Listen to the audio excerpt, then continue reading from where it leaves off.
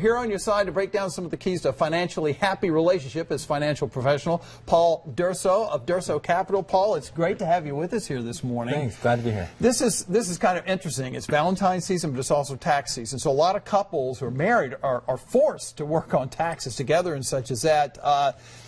How do we avoid having arguments over finances? How do we find some compromise there? Yeah, well, I've got 5 different things that I think that every couple should incorporate in their relationship. The first is really finding compromise.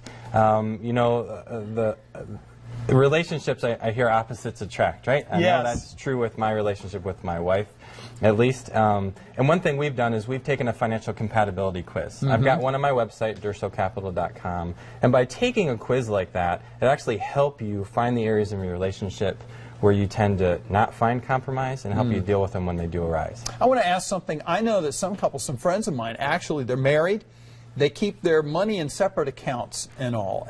Is that a good idea, do you think? Or should you pool your money together? Tell me what works best along those lines. Yeah, pooling your money, statistics show, is a way to find a little bit more happiness in relationships. Really? Yeah, well, one of the biggest reasons is by pooling your money together, you actually help lessen the disparity of who brings more or less to the relationship. And it actually allows you to fight a little bit less on who's responsible for what bill or expense. It just brings a little bit more trust to the relationship. And they say honesty is always the best policy, but have you found that a lot of couples tend to want to maybe hide a little bit of what they're doing money-wise? Absolutely. Research shows 1 in every 3 Americans who pool their money together lie to a spouse. Oh, really? Yes, and you said it earlier, you know, money issues is one of the leading indicators of divorce.